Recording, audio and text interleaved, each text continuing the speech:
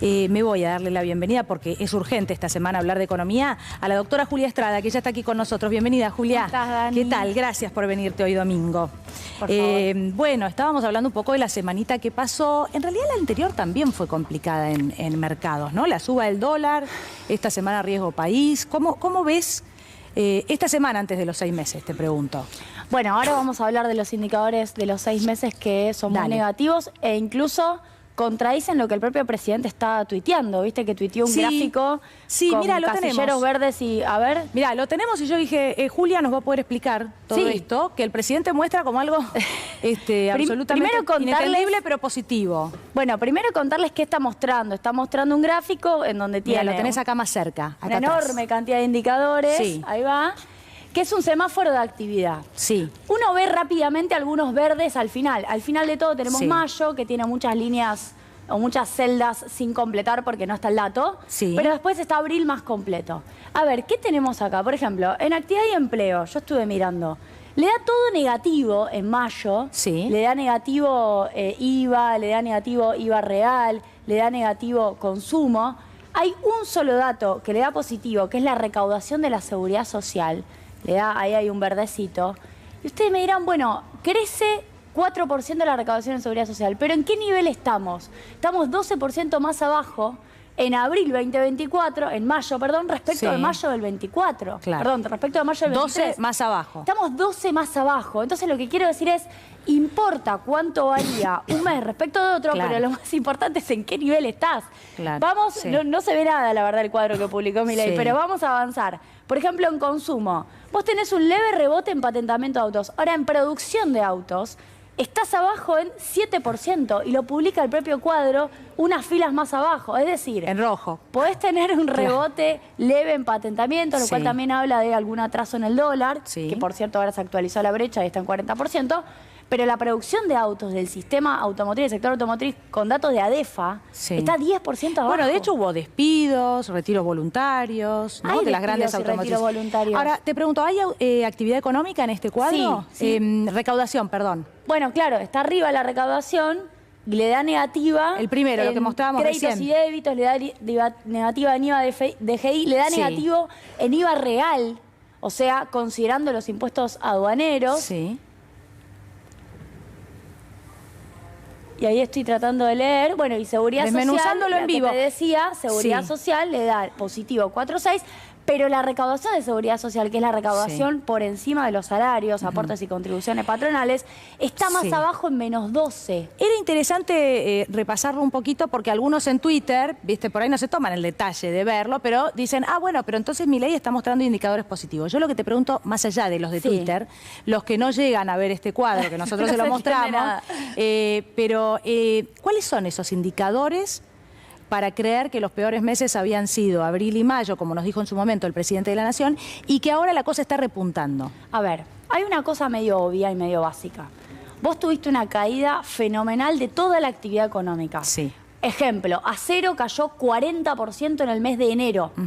¿Podés tener caídas de 40 o de 30% sostenidas todo el año? No. No. Claro. Porque en algún momento, se paraliza la actividad o llega a un estado de utilización de capacidad instalada tan bajo, estamos en 55% de uso de capacidad instalada, uno de los niveles más bajos en los últimos 9 años, y la cosa no puede seguir para abajo. El funcionamiento de las máquinas en las fábricas, yo sé que es una obviedad, pero hay mucha gente que ni siquiera... Tienen que cerrar todas las empresas de qué estamos para hablando. Que siga cayendo al 20% mensual o al 30%. Eso no va a pasar. Ahora tenés un pequeño leve rebote en un nivel, que es muy bajo. Más bajo. Pero este rebote implica que en los próximos meses va a haber un rebote en los mismos, porque esa sería la pregunta del millón. Y, por ejemplo, en inflación, ¿no? Yo digo, bueno, puede haber una baja, pero lo cierto es que este próximo mes, con incremento en prepagas, tarifas, y probablemente ya no se sostenga. Lo que vos estás preguntando es lo más relevante, que ¿es sostenible una recuperación en B, como el presidente plantea? La respuesta es no,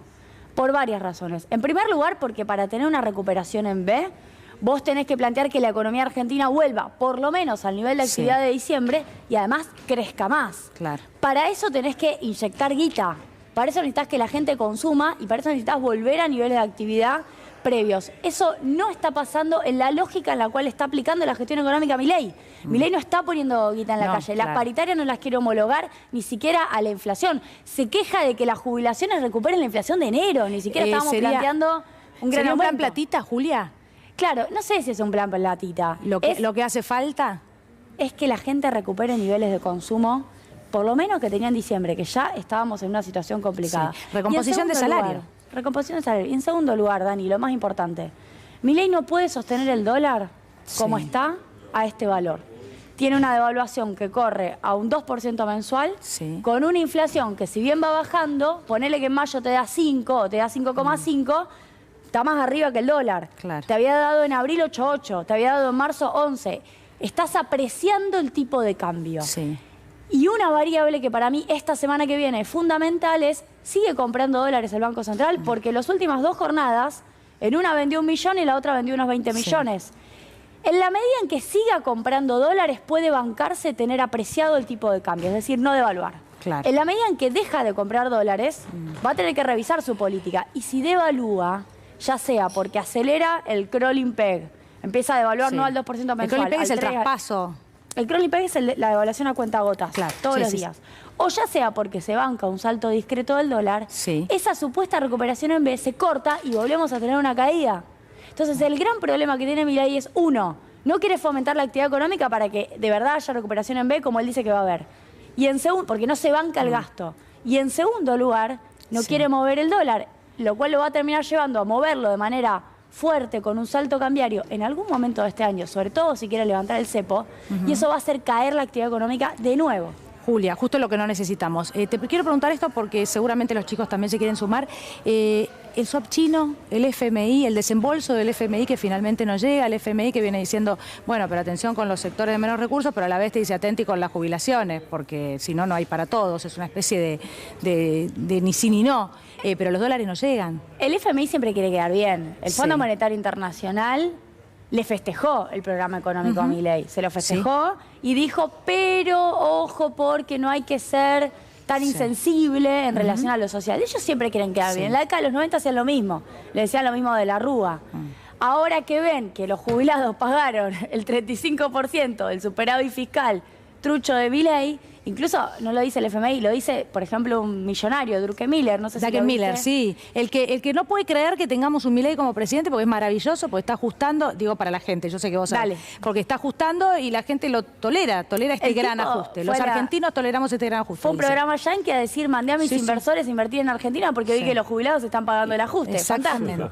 Bueno, en ese contexto, el problema que tiene Milei es que el Fondo Monetario Internacional lo que está mirando no es el sentido del programa porque lo comparte, sino la sostenibilidad social del programa.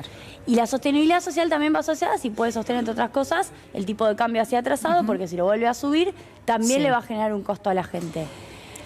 Yo creo que están cometiendo graves errores en materia de política internacional. Con China nosotros tenemos una alianza estratégica hace años. La primera fue, de hecho, Cristina en el 2009 con el swap de monedas. Y lo que les termina pasando no es que se caería, esto es Radio Pasillo, yo no tengo información, no es que se caería el swap de monedas, que es una política de Estado, obviamente depende de Xi Jinping, de China, sino que le piden que devuelva los 5.000 millones de dólares que se activaron del swap. Es decir, que los devuelva, pero que siga la política del swap. Ahora, los tienen que encontrar, Milei, los tiene que poner y se los tiene que devolver a China. No es por las declaraciones de Mondino. En realidad las declaraciones de Mondino parece que hacen mucho ruido, son un papelón, pero no serían la cuestión central, digamos, ¿no? De hecho, me decían que hay obras también acordadas con China, 3 puntualmente, y que, bueno, tiene que ver también con la realización de esas obras, con ciertas cosas que no están pasando, y no por defender a la canciller, porque ha sido un papelón, pero sino porque hay cuestiones también por lo bajo para la renovación de ese swap que con las que el gobierno argentino no está cumpliendo. Bueno, se subieron a una operación, digo, el gobierno se sube a una operación de otro medio, de otro medio periodístico, medio digital, que sale a decir que la base científica china no es realmente científica, sino que tiene razones militares, y ahí es donde aparecen las declaraciones de Mondino, las lamentables declaraciones de Mondino. De que los chinos son todos iguales. Bueno, en ese contexto, la verdad es que se sube el gobierno argentino a una disputa que es geopolítica, que ya sabemos que existe entre Estados Unidos y China, que no le sirve a la Argentina. A la Argentina le sirve definir su perfil productivo, para dónde vamos. Y el problema es que con el RIGI, que es lo que se va a discutir este miércoles 12, con la ley bases, nuestro perfil productivo está al servicio de los intereses de los grandes ricos del mundo, de Elon Musk y de un par más, que les interesa sacar litio, les interesa sacar gas, pero no les interesa que tengamos industria. Milei lo quiere mostrar como, habló de avances en inteligencia artificial. A alguno le puede parecer interesante, porque es lo nuevo, porque la industria es lo viejo. No es que yo lo piense, sé que la Argentina no puede prescindir de la industria en ningún país. Pero él intenta mostrar algo de eso, ¿no? Y por ahí en los más jóvenes yo digo tiene impacto, porque se reúne con Elon Musk. Sí, yo creo que hay una gran venta de humo y además hay un gran comportamiento de casta, finalmente. ¿Por? Todo lo que vienen haciendo desde la guita con el organismo de estados internacionales de americanos con Petovelo, en donde finalmente terminan utilizando guita de financiamiento internacional para otros usos que no tienen que ver con comprar comida ni con contratación de gente que hace al trabajo en el Ministerio de Desarrollo. La verdad, eso es hacer de la política un negocio, eso es lo que a la gente le genera rechazo. Y Milei está haciendo eso. Si vamos a YPF, 70 palos se aumentaron los directores de YPF el sueldo. Entre ellos estaba Pose, el ex jefe de gabinete, que ahora, de hecho, pedí un acceso a la información porque quiero saber si sigue cobrando esos 70 millones ahora que renunció de ser jefe de gabinete del gobierno nacional, que sigue cobrando $70.000 por mes. Bueno, sería un escándalo, lo único que nos falta. Bueno, venite en la semana a contarnos cuando te llegue el informe. Usaron YPF con 10.000 millones para pauta, que además, según los datos de YPF, se usaron solo 700 millones de pesos. ¿Qué están haciendo con la plata del Estado? ¿Cómo están gestionando? Bueno, ¿a dónde va? Exactamente, ¿a dónde va la del ajuste? ¿No? ¿A dónde va? Y de dónde salen, por ejemplo, esos millones. Ezequiel quiere preguntarte, Julia. Sí, diputada, buenas noches. Le quería consultar, bueno, este miércoles se vota la ley bases en el Senado. Quería consultarle qué agenda económica ve en el gobierno después de la ley bases hacia adelante y si puede haber algún cambio en materia económica para peor o no, para mejor con la llegada de Federico Sturzenegger también al gabinete. Bueno, en primer lugar, el gobierno está esperando la ley y está esperando algo que hizo Milei, que planteó Milei allá en el Yao Yao, cuando les dijo a los empresarios: ahora les toca a ustedes, que por favor le pongan algo de guita.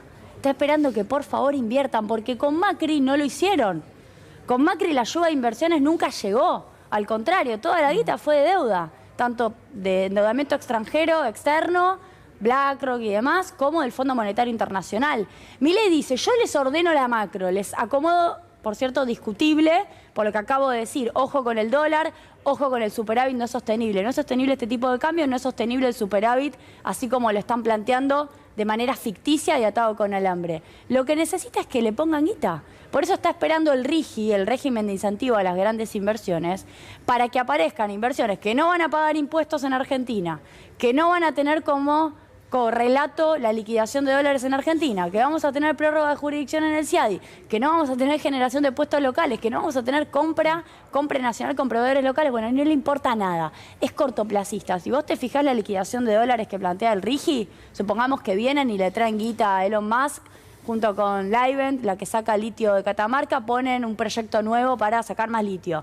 Supongamos que vienen y hacen algún proyecto de gas natural licuado. Bueno, primer año 20% de libre disponibilidad de divisas en el RIGI. Segundo año 40%. Milei, si querés, ve algo de los frutos, bajo su mandato, de eso. Al tercer año ya es 100% de libre disponibilidad de las divisas. El próximo gobierno, yo digo, él ni siquiera está pensando en continuar. Digo, el próximo gobierno... Bueno, Franco se habló de la reelección. Mira, no llegamos a presentarlo todavía, pero Franco se habla ya está pensando en una reelección. No están pensando en la sustentabilidad económica de una Argentina que además tiene que pagarle 45.000 millones de dólares al Fondo Monetario Internacional. El presidente dice: no tenemos moneda. Tenemos que tener moneda y por eso corto la emisión monetaria, corto lo que él llama el señoriaje, busco superávit.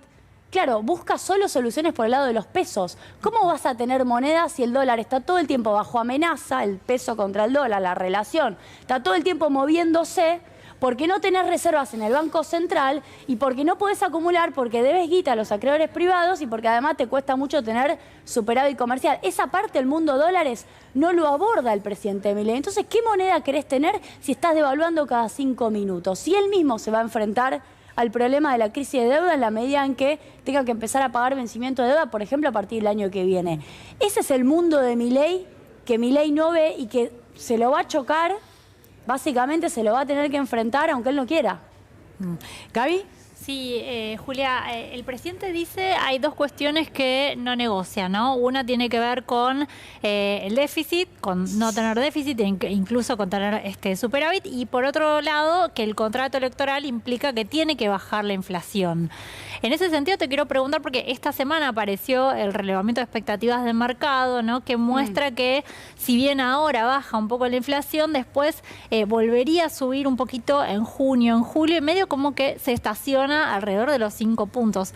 ¿Por qué sucedería esto? ¿Te parece que va hacia ese lugar o puede haber una desaceleración como está diciendo el gobierno? Bien, son dos cuestiones. Arranco por la del superávit.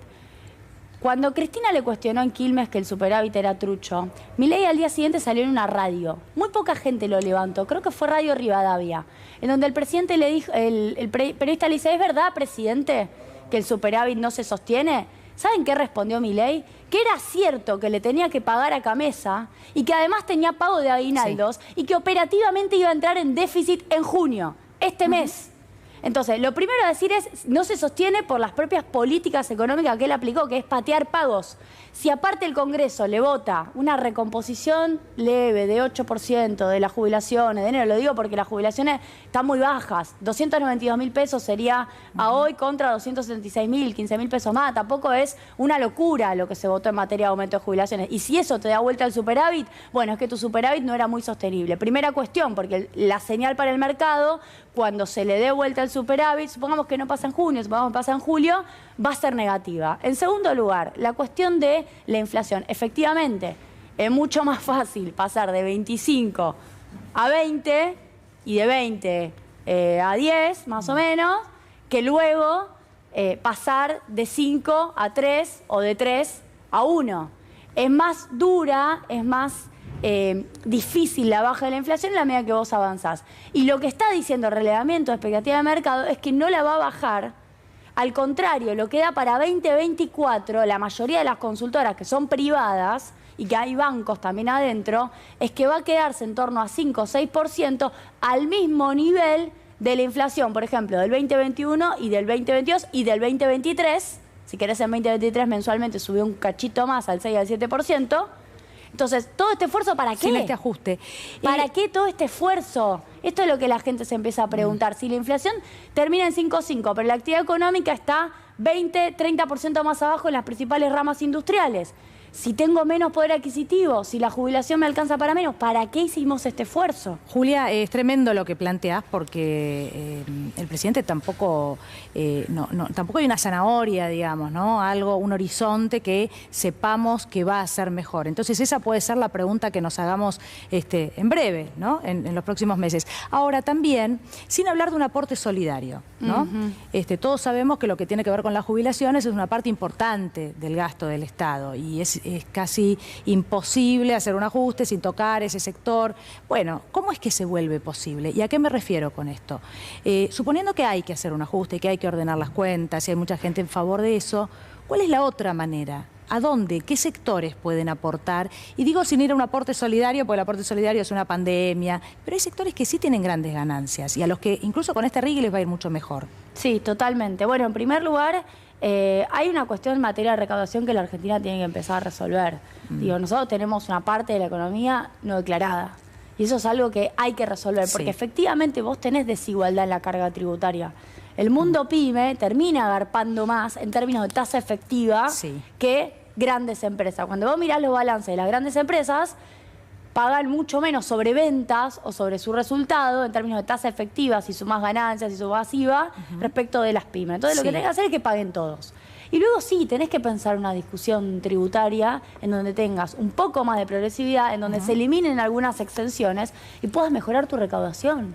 Yo creo que el superávit es algo relevante para la economía argentina. No creo que la economía argentina se resuelva juntando pesos en vías de un mayor superávit porque la deuda no la pagás en pesos. La deuda la pagás en dólares, esto lo aclaro. Sí. Orden de prelación de los factores. Primero tenés un problema de dólares. Ahora, en la medida que vos tengas déficit, y si ese déficit termina siendo financiado no con deuda en el mercado local, sino con emisión monetaria, y esa emisión monetaria te presiona sobre la cantidad de dólares que vos tenés, vas a tener un problema inflacionario, que fue lo que pasó el año pasado, en donde además de la sequía, de los 20.000 millones de dólares que te faltaron, bueno, te condicionó el Fondo Monetario Internacional y tuviste un problema de presión cambiaria muy fuerte. Sí. Ahora, tenés que discutir recaudación, también tenés que ajustar cuestiones de gasto. Yo creo que la segmentación de tarifas, tal como la estábamos encarando en la etapa anterior, es correcta.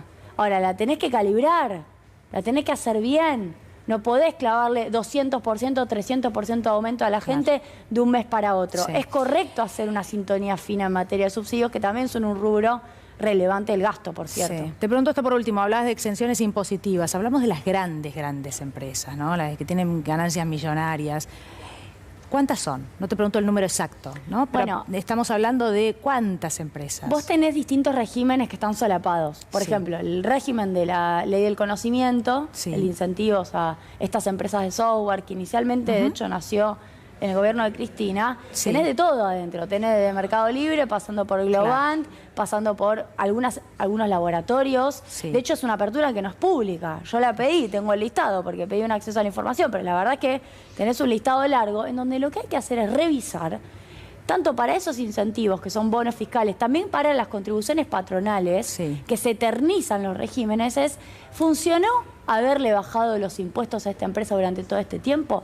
¿Cuál es el resultado? Quiero ver la contracara, ¿no? Cuando uno discute, por ejemplo, régimen fueguino, bueno, si vamos a discutir régimen fueguino, discutamos resultados, discutamos cómo está funcionando ese régimen y qué es lo que trae de contraparte, o exijamos contrapartes en todo caso. Exijamos más generación de dólares, exijamos que haya generación de puestos de trabajo. No hay una discusión profunda en relación a los incentivos tributarios que plantea muchas veces el Estado Nacional y que se eternizan, yo digo, son beneficios que quedan en el tiempo, que nadie más lo discute. Nosotros hoy tenemos, lo digo porque nadie sabe, una baja de contribuciones patronales que se votó en el gobierno de Macri, en diciembre del 2017 en la reforma fiscal de Duhovne, que es horizontal, se llama un mínimo no imponible, que aplica para todos. Aplica para Coto, aplica para, de nuevo, para Mercado Libre y aplica también para una pyme. ¿Por qué? ¿A quién le sirve eso? Si el Estado pierde guita, si vos tenés el sistema previsional que la mitad se autofinancia, 55% con recaudación de contribuciones patronales, y la otra mitad no tiene financiación propia, sino con renta general. Bueno, discutamos la financiación del sistema previsional con contribuciones patronales que de verdad se paguen. Julia Estrada, diputada nacional de Unión por la Patria, gracias por haber venido. Por favor, gracias por estar en No la Ven. Bueno, me dice que sí, tenemos...